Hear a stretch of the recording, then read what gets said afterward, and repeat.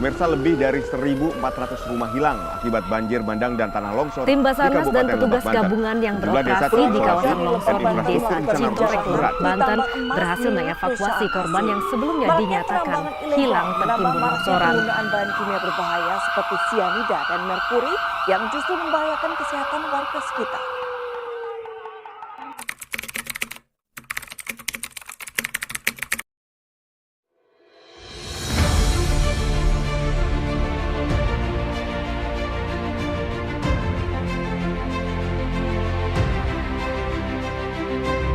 Dengar ya, Cilegon kena banjir longsor sekarang. Belum nggak ada, belum enak sejuk. Sekarang panas. Iya, belum enak sejuk. Sekarang longsor ada, banjir ada. Daerah pegunungan Tegalumbu kemarin, pernah dengar ya? Pekan Buiti, tempat sanggar saya aja Tonggeret itu habis kena banjir. Ke bawah itu Ciputer. Ciputer itu kekampungannya lereng gitu. Di atasnya sebelah sana juga ada lereng. Di atasnya hutan ada. Yang di atasnya digali, udah gundul atasnya. Kalau longsor, kebayang nggak rumah-rumah yang di lereng-lereng itu habis kan? Kalau dilihat secara ketinggian dari permukaan laut MDPL udah tinggi loh, Carucuk, bahkan di sini aja udah tinggi kan, Cikotok aja udah tinggi, apalagi Carucuk, apalagi Tegalumbu.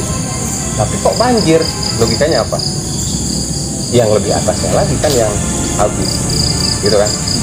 Hutan-hutannya udah habis. Open pit kalau nggak salah namanya open pit. Open pit itu kan dikeruk dari atas. Kalau dulu kan digali ya, kalau masyarakat kan digali. Dulu juga tambang digali juga, dibikin lubang gitu. Kalau sekarang kan diambilnya dari atas, dikeruk. Dan itu yang lebih berbahaya? Bukan berbahaya lagi, karena kan lapisan tanahnya dari atas itu ya, mulai dari pohonnya berarti kan, terus kulitnya sampai ke dasar kan, sampai mereka temu dengan apa yang mereka inginkan gitu. Itu kan sangat rusak. Akhirnya ya mau tidak mau lingkungan yang ada di sekitar itu, bahkan yang sepanjang aliran sungai di sekitar itu ya itu pasti kena gitu. Mending kalau masih kecil nih, yang penambang liar. Ketika habis berbentok, kalau penambang yang homestay biasa gitu kecil-kecil gitu udah tutup, tunggu lagi. Tapi yang skala perusahaan udah mau pakai bahan kimia, dibuangnya ke sungai. Ya kan, kayak seperti yang saya sempat jalan-jalan gitu ke daerah-daerah sini, lihat tong-tong pembuangan lumpurnya itu ternyata dialirkan ke sungai. Saya lihat kan selangnya kemana nih, kan ke sungai, bajingan ke bilang. Artinya apa? Itu kan ada kandungan merkurinya. Itu EN, itu perusahaan. Nah, Cina kalau tidak salah. Kalau masyarakat? Nah itu akhirnya masyarakat bengkuin mata sebelah gitu. Akhirnya seolah tahu tapi tidak tahu, seolah tidak tahu tapi mereka tahu. Banyak faktor yang menyebabkan bencana gitu, banyak faktor.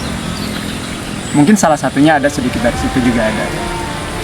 Itu terutama dari perusahaan-perusahaan yang udah besar. Tapi kalau hanya masyarakat biasa gitu yang hanya ya cuma ngonek sekarang 2 kali sehari itu ya itu nggak seberapa gitu. Ini yang lebih ngerinya yang memang itu perusahaan-perusahaan besar.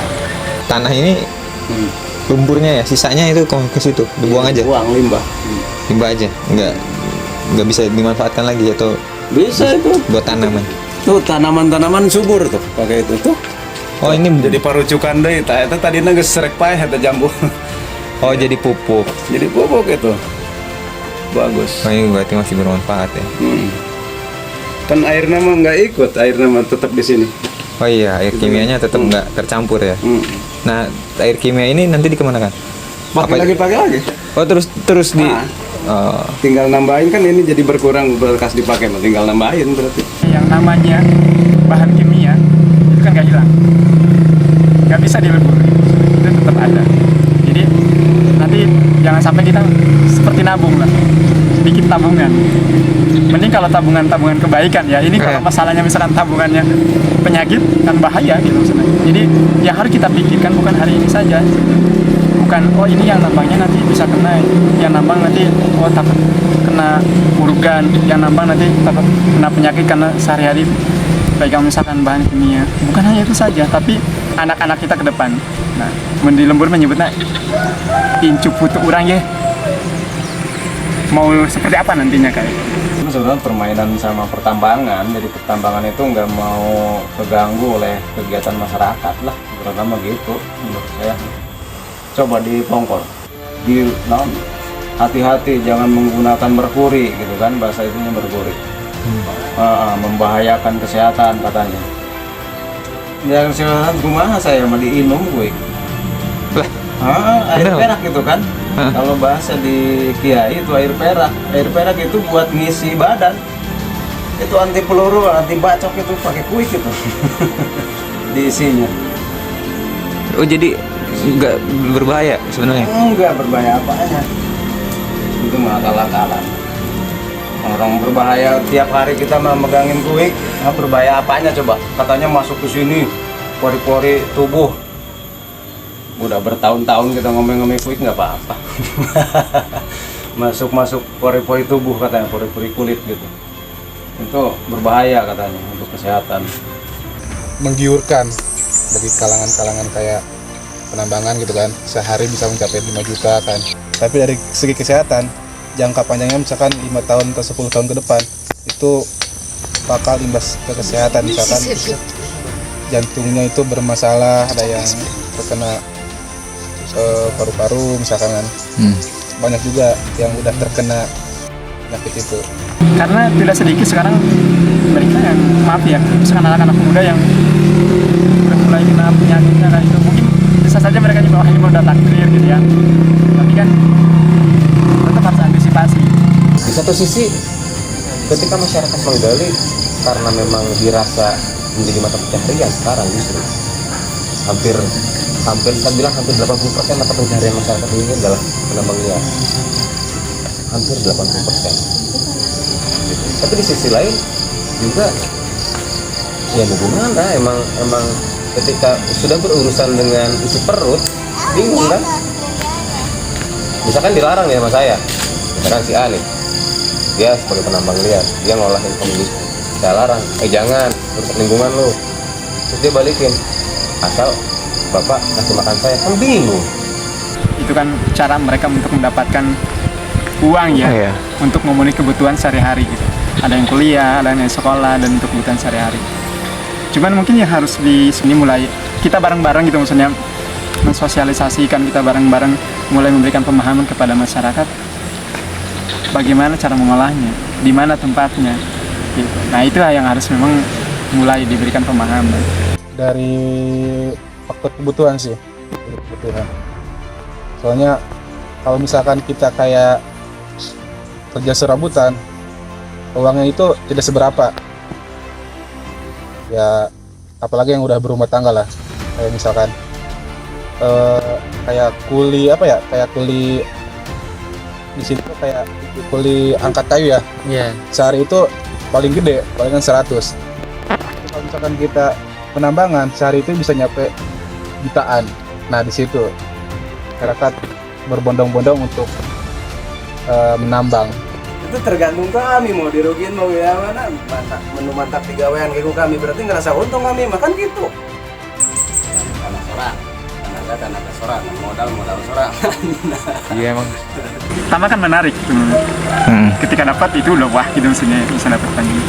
Tapi kalau ketika tidak dapat ya sama saja gitu.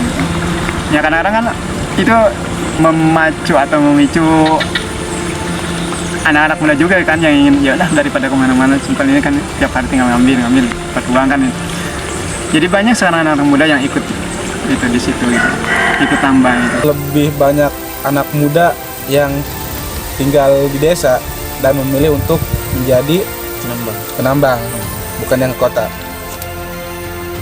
Jadi yang ke kota juga baliknya itu otomatis langsung nyari uang yang instan, yang cepet lah, kayak penambangan. Tahu aja anak muda zaman sekarang kalau punya uang banyak ya poya lah. Nah, nyampe lah ke orang luar, orang-orang Cina dan sebagainya. Mas, orang-orang Cina skala besar juga ya sekarang, bahkan sempat ramai sekarang, sempat ramai pro dan kontra. Ada beberapa perusahaan tambang. Perusahaan. Nah itu yang lebih ngeri lagi sebenarnya. Kalau masyarakat ya oke, masyarakat juga sama nambang gitu ya, nambang ya orang nyebutnya ilegal kayak gitu. Dengan adanya pabrik luar, pabrik asing yang berdiri di sini untuk mengolah, mengeksploitasi yang ada di kita, yang perlu dipertanyakan adalah yang pertama, bagaimana AMDA-nya, bagaimana perizinannya, bagaimana peran pemerintah daerah dalam hal perizinannya, lalu apakah masyarakat ikut sertakan atau tidak dalam hal lapangan pekerjaan misalkan. Maka percuma ketika ada pabrik tapi yang kerja dari luar, ya kan, masyarakat setempat tetap aja jadi kacung. Kan itu masyarakat sekarang menjadi kerdil oleh kebijakan apa saya nyebutnya kurang etis itu, menjadi kerdil oleh penguasa-penguasa yang berduit akhirnya.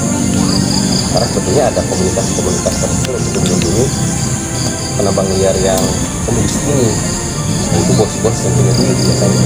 Nah, bos-bos punya duit ini entah bagaimana dia bisa bergaya dengan perusahaan-perusahaan dari luar tadi di Cina, bisa masuk dan sebagainya, yang bisa merekam ke pemerintah daerah. Jauh sebelum itu padahal tidak terjadi hal-hal yang demikian. Kenapa? Ketahanan pangan di masyarakat adat khususnya kalau di lembur-lembur nih, ini punya padi, punya sawah. Alasannya ketika dia sudah menjual tanah-tanahnya milik mereka, dijadikan tempat pengolahan seperti itu, mereka kehilangan lahan pekerjaannya, lahan pertaniannya, lahan hidupnya. Habis. Akhirnya apa? Nambang liar lagi. Kalau saya mah datang polisi misalkan, ya kamu ilegal, melanggar hukum. Ya baik Pak, saya melanggar hukum boleh, tapi biar bagaimanapun juga ini tanah saya Pak. Nih ada sertifikatnya. Sertifikatnya itu Pak. Yeah. Nah, kalau peraturan pemilik tanah, itu tanah mau dijungkir balikin, mau nanam genjer, mau nanam kayu, mau nanam apapun, itu hak pemilik. Atau tanahnya mau dipindahin, dia kemana asal jangan ngerugiin orang, nggak ada urusannya sama hukum. Itu hak saya, mau dijungkir balikin gimana juga itu hak saya, karena ini tanah hak milik saya. Masalahnya kan bukan di izin sebenarnya. Masalahnya apakah digunakan nggak gitu maksudnya? SOP-nya itu digunakan nggak gitu ya? AMDAL-nya itu ditaati nggak gitu? Jadi kalau masalah izin dan tidak izin, saya kira ya mereka ya punya uang ngurus ya bisa dapat gitu izinnya. Cuman masalahnya kan di lapangan gitu ya. Tidak sesuai dengan apa yang biasa mereka ceritakan, nanti ini untuk lingkungan begini, untuk ada CSR dan lain sebagainya gitu ya. Termasuk untuk pengelolaan titik-titik yang memang tidak boleh kalau kan ada namanya hutan adat gitu ya, mata air dan lain sebagainya gitu. Kan ke awal-awal mah ya ini nggak bakal diganggu, ini nggak diganggu gitu. Tapi pada akhirnya ya saya lihat kalau sudah mereka beroperasi ya seperti kayaknya sudah tidak lagi dihiraukan gitu maksudnya. Yang namanya standar operasional untuk tambangnya itu nggak banyak yang tidak dilaksanakan. Harus ada solusi konkret menurut saya. Harus ada solusi konkret dari pemerintah. Solusi konkretnya apa ya? Misalkan diberikan lapangan pekerjaan, ya kan? Itu salah satu solusi konkret. Apapun itu bentuknya. Misalkan dibuatkan apa seperti UMKM misalkan.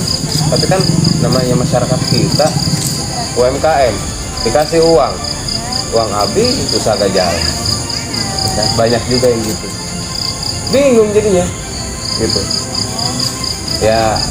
Akhirnya pemerintah daerah yang sebetulnya harus benar-benar aktif, dan salah satunya juga harus perlu dukungan beberapa komunitas yang peduli akan hal ini. Itu yang lebih kuat menurut saya.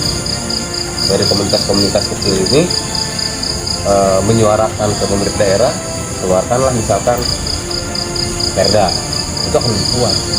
Harus estafet, mulai dari tingkat RT, RW, terus masuk ke desa ada pihak kecamatan, ada muspika, terus masuk lagi ada pihak, ada Babinsa, Babin Kamtibmas gitu ya kan, ada di situ, ada lengkap semua. Nah itu semua pihak harus ikut terlibat gitu maksudnya. Pemerintah daerah juga sama gitu, terutama pihak-pihak yang memang bagian dari tambang itu gitu. Nah itu yang harus coba memberikan pemahaman.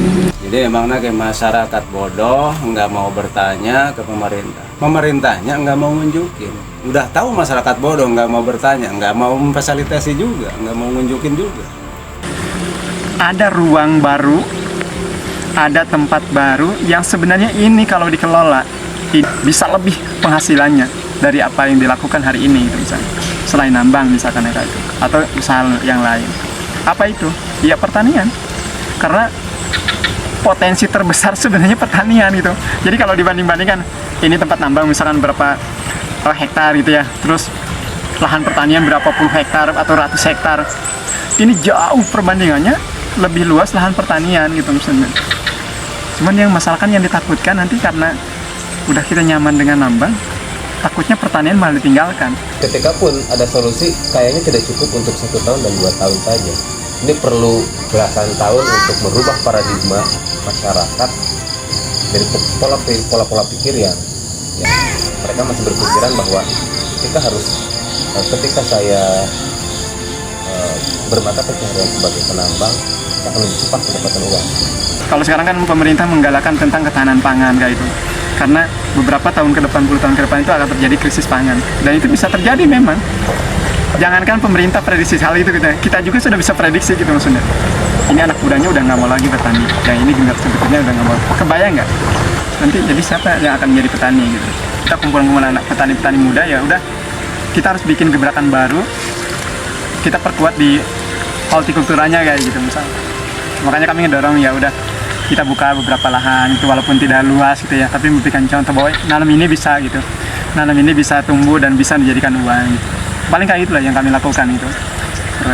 Dan ini tidak akan berhenti gitu dan akan terus kami sosialisasikan dan terus kami dorong dengan sekemampuan kami gitu. Karena suatu saat yakin mereka akan menyadari gitu tentang pentingnya bertani gitu. Siapapun mungkin, bukan hanya masyarakat sini saja gitu, siapapun. Potensi pertanian itu yang terus kita dorong, termasuk petani gulanya juga kan kayak itu. Kita coba olah untuk menjadikan gula semut. Nah, sama juga kayak itu. Bukan hanya bertani cocok tanam saja bukan, tapi hasil pertanian itu gimana caranya bisa lebih produktif gitu maksudnya. Sebenarnya kalau bertani pertama kita udah bisa ngatur waktu. Sudah bisa ngatur waktu, ngatur jenis tanaman apa yang akan kita tanam, dapatnya berapa jumlahnya. Nah itu udah bisa kita ngatur penghasilan sebenarnya. Harapannya dia, saya ingin sekali ya anak-anak muda mulai menyadari. Memang sangat sulit. Kalau hitungannya hanya hitungan ekonomi gitu misalnya, terus hitungan nanam, hitungan bertani, sangat sulit. Tapi kalau hitungannya, ini kan di Al-Quran banyak sekali yang menceritakan tentang bertani kan, tentang tanaman, sangat banyak. Banyak ayat yang menjelaskan tentang pertanian. Jadi nggak akan miskin gitu jadi petani itu. Nggak bakal miskin. Jadi saya ingin sekali ya, walaupun tidak harus 100% gitu ya, tapi ayo bareng-bareng gitu mahasiswa, LSM, pemerintah daerah, semua pihak dan yang lainnya, ayo bareng-bareng gitu bisa kita dorong gitu. Saling dukung lah istilahnya gitu. Jangan menganggap sepele, karena nggak ada petani nggak makan.